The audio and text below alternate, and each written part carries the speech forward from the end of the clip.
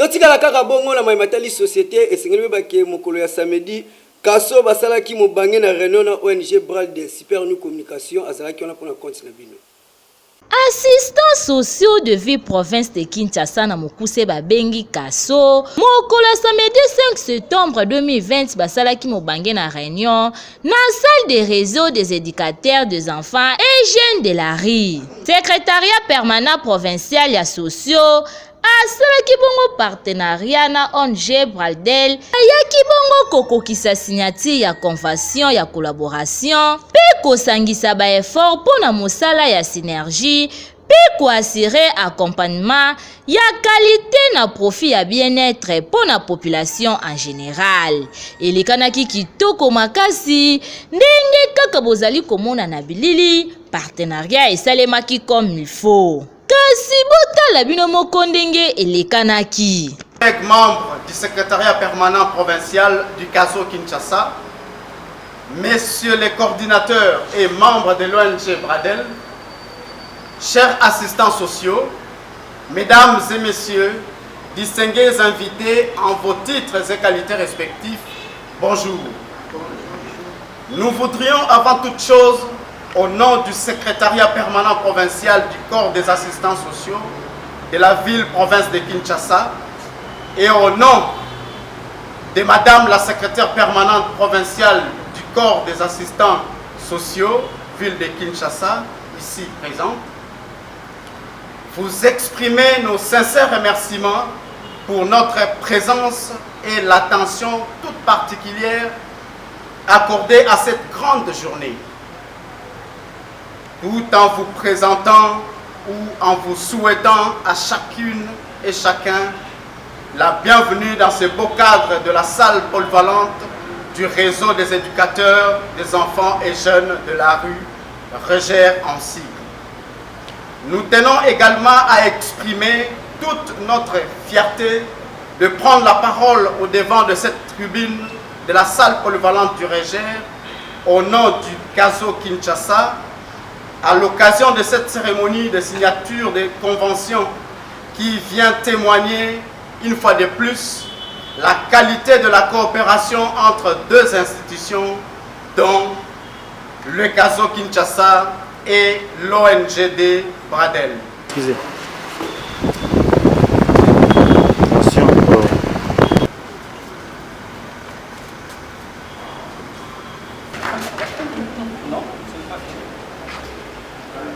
Bakambi ya kaso pe ONG Bradel bazangaki ya koloba te na micro ya S New Communication. Tapona kosala ngai ezali ka esengo pona mosala tozali kosala tozoluka ti siko tozokontinue koluka nde Bradel atandelaki biso maboko pona tosala partenariat na ye pamba te ngai nazali mokonzi ya ville ya Kinshasa ona kozela na kogeraka baassistants sociaux kasi ye ONG Bradel ye nde azali kosala mosala akoutilize baassistants sociaux akozwa bango na balabala te akozwa bango epa na ngai alors na ntina akozwa bango epa na ngai nde esengelaki tosigné mwa mokanda mpona koyeba aza na bango mposa combien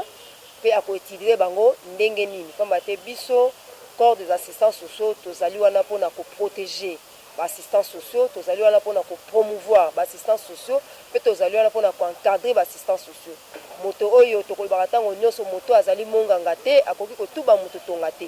donc moto azali assistant social te akoki kosala mosala oyo babengi ya social te ndenge tomonaka papa social mama social bakobimaka ntango baévénement ezali mais il y a une